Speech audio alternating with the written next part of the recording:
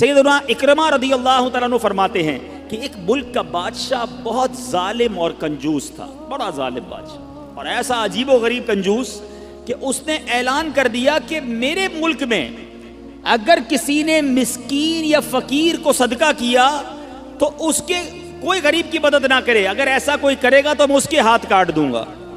یعنی خود غریب کی مدد بھی نہیں کرنی اور پورے ملک میں بھی کوئی غریب کی مدد نہ کرے۔ بڑا عجیب و غریب اعلان تھا۔ اچھا جناب، اب ایک خاتون تھی، لوگ تو خوف سے ڈر گئے تھے، کوئی صدقہ نہیں دے رہا تھا، کوئی خیرات نہیں دے رہا تھا۔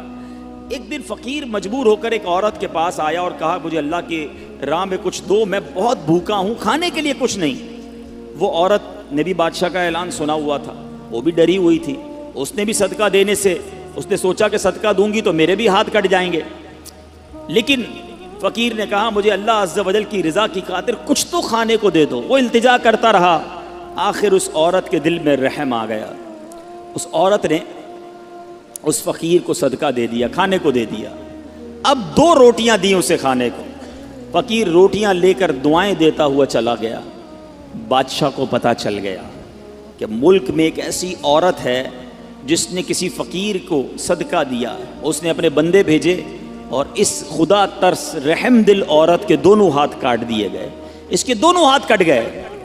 اب میٹھے اسلامی بھائیوں، کچھ عرصے کے بعد بادشاہ نے اپنی والدہ سے کہا کہ مجھے اپنی مملکت کی سب سے حسین لڑکی سے شادی کرنی ہے۔ اس کی ماں نے جب معلومات کروائی تو پتہ چلا پورے ملک میں ایک لڑکی سب سے زیادہ حسین ہے، مگر اس میں ایک خامی یہ ہے کہ اس کے دونوں ہاتھ نہیں ہیں۔ اس نے بادشاہ سے کہا، بادشاہ نے لڑکی کو دیکھا، اسے پسند آئی، اس سے شادی کر لی اور وہ عورت اب ملکہ بن گئی۔ جس نے 2 روٹیاں صدقہ کی، ہاتھ کٹ گئے، اب وہ بادشاہ کی زوجہ بن گئی۔ بڑی زندگی آرام سے گزرنے لگی، مگر ایک اور امتحان اس کی زندگی میں باقی تھا۔ پھر کیا ہوا کہ کیونکہ اور بھی اس کی بیویاں تھیں بادشاہ کی، نئی نویلی دلہن کے ساتھ بادشاہ بہت وقت گزارتا، بڑی نوازشات کرتا، دوسری جو بیویاں تھیں وہ حسد کرتی تھیں۔ ایک مرتبہ بادشاہ طویل عرصے کے لیے ملک سے باہر گیا تو بادشاہ کی بیویوں کو اچھا موقع ملا، انہوں نے بادشاہ کو خط میں لکھا کہ تمہارے پیچھے تمہاری جو بیوی ہے، نئی دلہن جو ہے، وہ برے کام کرتی ہے، اس کا کردار اچھا نہیں۔ بادشاہ نے بغیر کسی تحقیق کے حکم دے دیا کہ میری بیوی کو اٹھایا جائے اور جنگل میں پھینک دیا جائے، محل سے نکال کر جنگل میں پھینک دو۔ اب وہ عورت جنگل میں پہنچ گئی، بیابان جنگل تھا، اس کا ایک بیٹا بھی ہو گیا تھا بادشاہ سے۔ اب اتنی دیر میں میرے میٹھے اسلامی بھائیوں، وہ عورت اس جنگل میں نہر میں پانی پینے کے لیے جھکی تو اس کے ہاتھ سے وہ بچہ بھی پانی میں گر گیا، زور زور سے رونے لگی، بچہ بھی پانی میں ہے، دونوں ہاتھ بھی نہیں ہیں، پکارے تو کسے پکارے؟ اچانک 2 خوبصورت نوجوان آئے، انہوں نے کہا آپ کیوں رو رہی ہیں؟ کہا میرا بچہ پانی میں چلا گیا ہے۔ اس نے فوراً اس نوجوان نے آگے جا کر اس بچے کو پانی سے نکالا، کہا اور آپ کو کچھ چاہیے تو بتائیے، کوئی اور آپ کی خواہش ہو تو بتائیے، کچھ اور آپ دعا کرنا چاہیں تو۔ اس عورت نے کہا کہ میرے ہاتھ مجھے واپس مل جائیں۔ ان نوجوانوں نے دعا کی، اللہ تعالیٰ نے دونوں ہاتھ بھی اسے واپس کر دیے۔ اب ان نوجوانوں نے اس عورت کو کہا کہ آپ جانتی ہیں ہم کون ہیں، ہم دونوں کون ہیں؟ تو عورت نے کہا میں تو نہیں جانتی، البتہ یہ معلوم ہے آپ کی برکت سے میرا بچہ بھی مل گیا، میرے ہاتھ بھی واپس آ گئے۔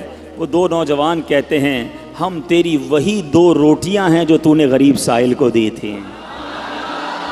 صدقہ اللہ کی راہ میں خرچ کرنا کب کہاں کام آتا ہے۔ اس عورت کو 2 روٹیوں کے بدلے 20 روٹیاں نہیں ملیں، حضرت رابعہ بصریہ کو 20 روٹیاں ملی تھیں۔ ہو سکتا ہے کوئی کیلکولیشن کرنے والا کہے یار میں 1000 روپے دوں گا 1 لاکھ روپے مل جائیں گے، نہیں ملے، مگر اس کو ہاتھ واپس مل گئے، بچہ واپس مل گیا۔ کیا معلوم مجھ پر اور آپ پر کوئی بلا آنے والی ہو، کوئی مصیبت آنے والی ہو، کوئی بیماری آنے والی ہو، اگر اللہ کی راہ میں صدقہ دیں، کسی غریب کی مدد کریں اور اس کے دل سے دعا نکلے اور اللہ کریم ہم سے وہ مصیبت کو ٹال دے تو اے میرے میٹھے اسلامی بھائیوں، حضرت منصور بن عمار رحمۃ اللہ تعالی علیہ ایک روز واز فرما رہے تھے تو کسی حقدار نے 4 درہم کا سوال کیا۔ کوئی غریب تھا، مسکین تھا، اس نے 4 درہم کا سوال کیا تو آپ رحمۃ اللہ تعالی علیہ نے اعلان کیا کہ جو اس کو 4 درہم دے گا میں اس کو 4 دعائیں دوں گا۔ آپ نے، اللہ کے ولی تھے، آپ نے فرمایا جو اس کو 4 درہم دے گا میں اس کو 4 دعائیں دوں گا۔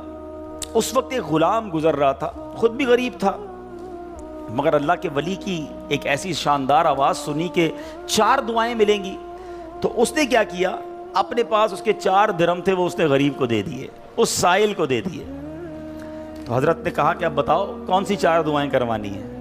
کہ حضرت پہلی دعا تو کر دیں کہ میں غلامی سے آزاد کر دیا جاؤں، غلام ہوں، غلامی سے میری آزادی ہو جائے۔ نمبر 2، مجھے ان درہم کا بدلہ بھی مل جائے، 4 درہم دے تو دیے، مجھے اس کا بدلہ بھی مل جائے۔ تیسری دعا حضور یہ کر دیں مجھے اور میرے آقا کو توبہ نصیب ہو جائے۔ چوتھی دعا یہ کر دیں کہ میری، میرے آقا کی، آپ کی اور تمام حاضرین کی بخشش ہو جائے۔ 4 بڑی پیاری دعائیں کروا لی اس نے جناب۔ اب آقا کے پاس جب وہ غلام پہنچا تو آقا کہتا اتنی دیر کیوں ہو گئی، کدھر رہ گئے تھے بھائی، کئی کام سے بھیجا تھا، اتنا لیٹ؟ کہتا ہے حضور ایسا ایسا ماجرا ہوا، راستے میں حضرت منصور اللہ کے ولی وہ کہہ رہے تھے جو 4 درہم دے دے میں 4 دعائیں کروں گا، میں نے تو 4 درہم دی اور 4 دعائیں کروا کے آیا ہوں۔ کہا اچھا بتاؤ دعائیں کون سی تھیں، پہلی دعا بتاؤ۔ کہا حضور میں نے پہلی دعا تو کی کہ اللہ مجھے غلامی سے آزاد کر دے۔ آقا کہتا ہے جا تو غلامی سے آزاد ہے۔ پہلی دعا فوراً قبول ہو گئی نا، پہلے آقا کو دعا سنائی، آقا کہتا ہے جا تو غلامی سے آزاد۔ کہا بتا دوسری دعا کون سی کروا کے آیا؟ کہا حضور دوسری دعا میں نے یہ کی کہ جو 4 درہم میں نے دیے ہیں مجھے اس کا بدلہ مل جائے۔ غریب آدمی تھا ظاہر ہے، تو آقا نے کہا کہ میں نے تجھے 4 درہم کے بدلے 4000 درہم دیے۔ ارے بھائی واہ بھائی، تیسری دعا بتا کون سی کروا کے آیا؟ کہا حضور تیسری دعا میں نے کی کہ مجھے اور میرے آقا کو گناہوں سے توبہ کی توفیق نصیب ہو۔ یہ سنتے ہی آقا واقعی آقا تھا، اس کی زبان پر استغفار جاری ہو گیا، کہنے لگا یا اللہ میں اپنے پچھلے سارے گناہوں سے توبہ کرتا ہوں۔ کہا اب بتا چوتھی دعا کیا کروائی تھی؟ کہا حضور چوتھی دعا یہ تھی کہ آپ کی یعنی میرے آقا کی، میری اور تمام حاضرین اجتماع کی مغفرت ہو جائے۔ یہ سن کر آقا نے کہا 3 باتیں تو میرے اختیار میں تھیں، وہ میں نے کر لی، چوتھی میرے ہاتھ میں نہیں ہے، مغفرت کرنا تو اللہ کا کام ہے نا۔ اسی رات آقا نے خواب میں کسی کہنے والے کو سنا کہ جو تمہارے اختیار میں تھا وہ تم نے کر دیا، اور میں ارحم الراحمین ہوں، میں نے تمہیں، تمہارے غلام کو، منصور بن عمار کو اور تمام حاضرین کو بخش دیا ہے۔ کیا بات ہے، کیا بات ہے، سبحان اللہ ہے۔ یہ میرے میٹھے اسلامی بھائیوں، یہ واقعہ جو ہے یہ کتنی زبردست موٹیویشن ہے کہ ہمیں نہیں پتا ہوتا، کسی غریب کی مدد کر کے، کسی محتاج کی مدد کر کے، کسی پریشان حال بندے کی مدد کر کے ہم کبھی کبھی ایسی دعا لے لیتے ہیں کہ ہمیں اندازہ بھی نہیں ہوتا، اور وہ ایسی دعا دے دیتا ہے کہ بگڑی بن جاتی ہے، مشکلیں ٹل جاتی ہیں۔ یہ دعائیں لینے والے بنیے، اللہ کی راہ میں خرچ کریں گے۔ آج واقعی میں صحیح بتا رہا ہوں، تو یہ بعض اوقات ایک کیفیت ہوتی ہے انسان کی کہ جب انسان کسی کی مدد کرتا ہے یا کوئی ایسا کام کرتا ہے جس سے کسی کے دل سے دعا نکلتی ہے، اور یہ تو اللہ کے ولی تھے نا، انہوں نے ہاتھ اٹھا کر یہ 4 دعائیں کی، تو سیکھنے کو یہ ملا کہ بعض اوقات اللہ کی راہ میں خرچ کر کے ہم وہ حاصل کر سکتے ہیں جو برسوں میں حاصل نہیں کر سکتے، وہ نعمتیں، وہ برکتیں حاصل ہو جاتی ہیں، وہ پریشانیاں دور ہو جاتی ہیں۔ کیونکہ روایتوں کا مضمون ہے کہ صدقہ بیماریوں کو ٹالتا ہے، صدقہ برائی کے 70 دروازے کو بند کرتا ہے، صدقہ بلا کو نیچے نہیں اترنے دیتا۔ ایک بڑی بات یاد رکھیے گا، ہمیں نہیں پتا ہوتا، ہم صبح اٹھتے ہیں مثال کے طور پہ اور کوئی بلا آنے والی ہوتی ہے، حدیثوں کا مضمون ہے جب انسان صدقہ دیتا ہے نا تو بلا اوپر سے اترتی ہے، صدقہ جا کے اسے روک لیتا ہے، انٹرسیپٹ کرتا ہے، اور یہ لڑائی جاری رہتی ہے، صدقہ بندے پر بلا اترنے نہیں دیتا۔ اب بعض اوقات کیا ہوتا ہے، کئی لوگ ہوں گے جو بیانات بھی سنتے ہیں، کتابوں میں بھی پڑھتے ہیں کہ اللہ کی راہ میں 1 خرچ کرو 10 ملتا ہے۔ اب وہ ہو سکتا ہے مسجد میں ڈبے میں 100 روپے ڈالیں اور شام دکان پہ انتظار کر رہے ہوں کہ ابھی تک 1000 روپے بنے نہیں ہیں۔ مولانا صاحب نے تو کہا تھا 1 کا 10 ہو جائے گا، کسی فقیر کو 10 روپے دیے انتظار کر رہے ہیں، 100 روپے کہاں ہے بھائی، ملٹی پلائی بائی 10 ہو کے ملنا چاہیے تھا۔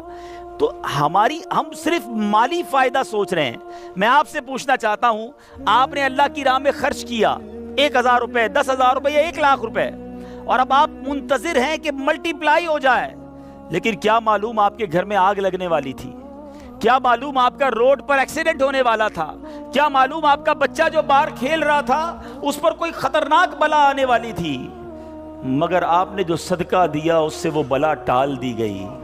مجھے بتاؤ وہ 1000 کا 10,000 ہونا اچھا تھا یا ہم پر اتنی بڑی بلا کا ٹلنا اچھا تھا؟ تو ہمیشہ اللہ کی راہ میں صدقہ دیجئے، آپ یقین کریں آپ خوشحال ہو جائیں گے، آپ کی مشکلیں آسان ہوں گی، مگر دوبارہ وہی بات کروں گا کہ نیت اچھی ہو، صدقہ دیتے وقت، خرچ کرتے وقت، کسی کی مدد کرتے وقت احسان نہ جتانا۔ یاد نہیں تجھے تیرے بچے کی شادی میں نے کرائی تھی؟ بھول تو نہیں گیا قرضہ میں نے دیا تھا؟ ہاں تو ریڈی لگاتا تھا، میں نے تجھے جناب دکان کا کرایہ دیا تھا۔ یہ احسان جتا کر تو صدقہ ضائع ہو جائے گا۔ یا ایھا الذین آمنوا لا تبطلوا صدقاتکم بالمن والاذی، اے ایمان والو اپنے صدقے ضائع نہ کرو احسان جتا کر، تکلیف پہنچا کر۔ تو کچھ لوگ صدقہ دیتے بھی ہیں، مدد کرتے بھی ہیں، پھر ساری زندگی جتا رہے ہوتے ہیں، تو یہ بربادی ہے، یہ نہ کریں۔ بس اللہ کے لیے، اللہ کی رضا کے لیے آپ خرچ کریں اور پھر دیکھیں اس کی برکتیں کیسے ملتی ہیں۔ قرآن میں اللہ تبارک و تعالیٰ اپنی راہ میں خرچ کرنے والوں کو کیسا مژدہ سناتا ہے، کیسی خوشخبری ہے، کیسا فرمان ہے۔ اللہ فرماتا ہے ان المصدقین والمصدقات واقرضوا اللہ قرضا حسنا یضاعف لهم ولهم اجر کریم، بے شک صدقہ دینے والے مرد اور صدقہ دینے والی عورتیں اور وہ جنہوں نے اللہ کو اچھا قرض دیا، ان کے دونے ہیں اور ان کے لیے عزت کا ثواب ہے۔ اب کمال یہ ہے، یہ ایک جگہ نہیں، قرآن میں کئی جگہ اللہ تبارک و تعالیٰ نے قرض کا لفظ استعمال کیا ہے۔ کوئی اللہ کو جو اچھا قرض دے؟ مجھے ایک بات بتائیے، میں آپ میں سے کسی کو کوئی 10,000 روپے رکھوائے اور تھوڑے دنوں بعد کہے کہ ذرا وہ 10,000 میں سے 5,000 روپے دے دو، تو اس 5,000 دینے والے نے کوئی کمال کیا؟ اس کا تو کوئی کمال نہیں نا، پیسے میرے تھے اور میں نے کہا کہ میرے 10,000 میں سے 5,000 مجھے دے دو، کیا کمال کیا؟ میرے پیسے تھے واپس دے دیے۔ مگر اللہ کی شان دیکھو، اللہ کی کرم نوازی دیکھو، شان کریمی دیکھو، ہم سب کو دانا دانا اس نے دیا ہے۔ ہم تو پیدا ہوئے تھے، کپڑے بھی جسم پر نہیں تھے، کھانے کو اس نے دیا، پہننے کو اس نے دیا، گھر اس نے دیا، مال اس نے دیا، سب اس نے دیا، مگر جب اس کی راہ میں خرچ کرنے کی باری آتی ہے تو کہتا ہے، فرماتا ہے قرآن میں، ہے کوئی جو اللہ کو اچھا قرض دے؟ اللہ کا مال ہے، ہم نے کیا کمال کرنا تھا؟ ہم خرچ کرتے، وہ کچھ بھی نہ دیتا اس کے بدلے، پھر بھی اسی کا مال تھا، مگر مہربانی دیکھو، مال بھی وہ دیتا ہے، توفیق بھی وہ دیتا ہے، خرچ کریں تو ثواب بھی وہی دیتا ہے، عطا بھی وہی کرتا ہے۔ اور علماء نے بڑی زبردست اس پہ ڈیبیٹ کی ہے، مفسرین نے بحث کی ہے کہ جناب ان آیتوں میں قرض کا لفظ کیوں لایا گیا؟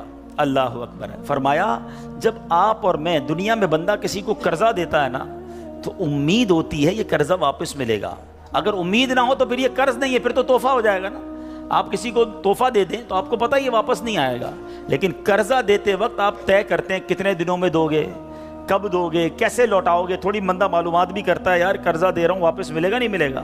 تو قرض کے جب بھی لفظ لون آئے گا، قرض آئے گا، اس کا مطلب یہ کہ یہ واپس ملنا ہے۔ تو اللہ نے قرآن میں گویا وعدہ فرما لیا ہے کہ تم جو میری راہ میں خرچ کرتے ہو، یہ اللہ کو قرض دینا ہے، یہ تمہیں واپس ملے گا، یہ لوٹایا جائے گا اور زیادہ دیا جائے گا۔ تو ہمیں اللہ کی راہ میں خرچ کرتے وقت یہ ذہن رکھنا چاہیے۔ سبحان اللہ۔ اب بانٹنے سے کیا گھٹتا ہے؟ بڑی خوبصورت حدیث پاک ہے، ذرا سمجھیے گا۔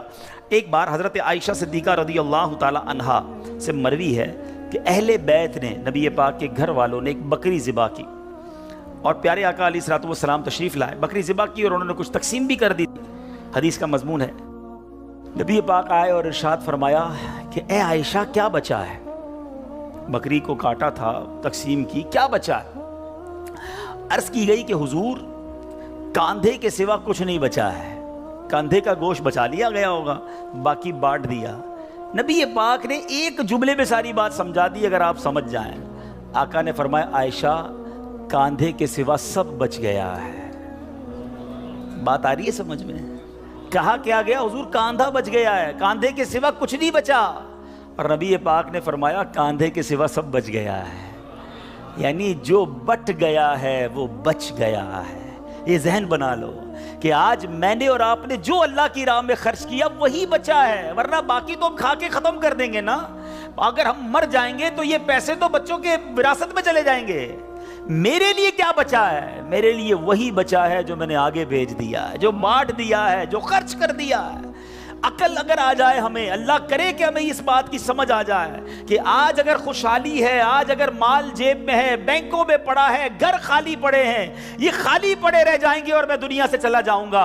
اگر میں چاہتا ہوں یہ آخرت کے اکاؤنٹ میں جمع ہو جائیں، میں یہ پیسہ لے کر جنت میں جاؤں اور اس پیسوں کے بدلے جنت کی نعمتیں کما لوں، تو مجھے یہاں یہ اللہ کی راہ میں خرچ کرنا پڑے گا۔ اور یہ بات میں نہیں کہہ رہا، آپ اور میں یہاں رہنے والے بھی، یہاں بھی کمیٹی ڈالی جاتی ہوگی، BC ہوتی ہوگی کہ تھوڑے تھوڑے پیسے جس میں جمع ہوتے ہیں اور وقت پر مل جاتے ہیں، انسان کمیٹی ڈالتا ہے کہ یار کبھی برے وقتوں میں کام آئے گی، بچی کی شادی میں کام آئے گی۔ ایسا ہوتا ہوگا نا آپ کے یہاں بھی۔ اب میں آپ کو حدیث قدسی سناتا ہوں۔ حدیث قدسی ہے جس کا مضمون ہے، اے ابن آدم اپنا مال میرے پاس جمع کرا دے۔ اللہ فرماتا ہے، اے ابن آدم اپنا مال میرے پاس جمع کرا دے، نہ جلے گا، نہ ڈوبے گا، نہ کم ہوگا، میں تجھے اس دن لوٹاؤں گا جس دن تجھے ایک ایک نیکی کی ضرورت ہوگی۔